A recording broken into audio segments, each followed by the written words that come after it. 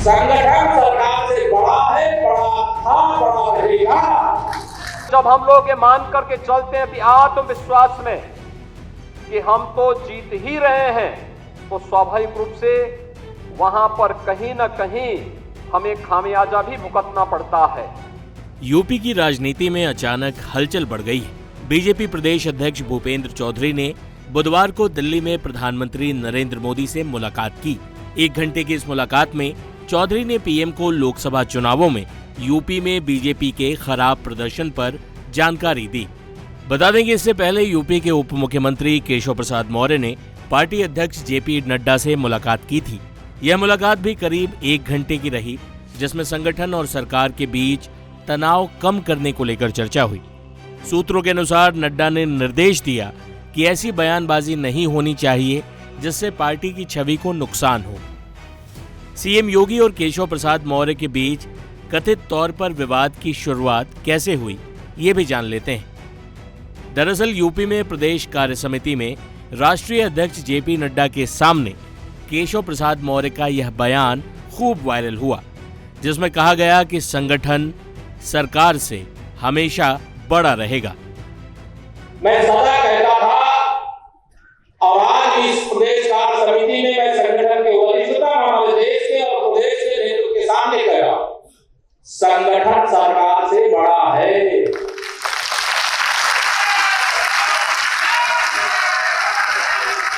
संगठन से बड़ा कोई नहीं होता है।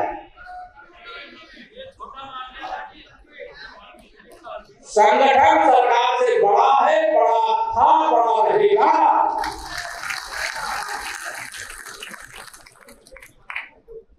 भारतीय जनता पार्टी के कार्यकर्ता के नाते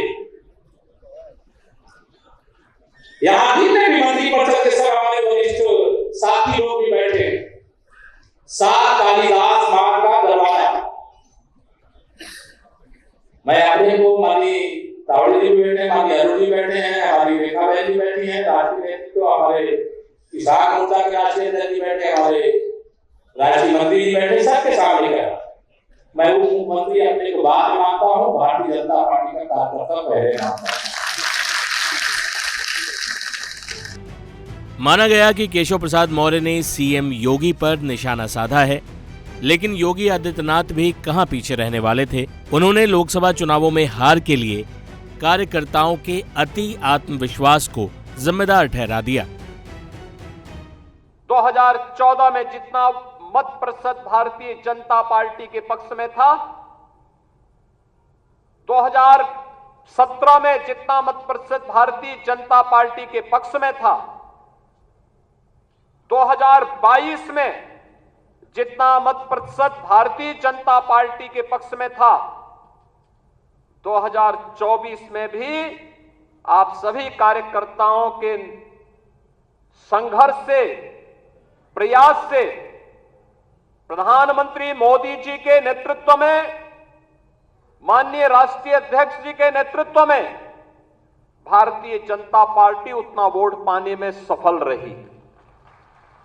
लेकिन जैसा वोटों की शिफ्टिंग होती है और कहीं पर जब हम लोग ये मान करके चलते हैं कि आत्मविश्वास में कि हम तो जीत ही रहे हैं, तो स्वाभाविक रूप से वहां पर कहीं न कहीं हमें खामियाजा भी भुगतना पड़ता है।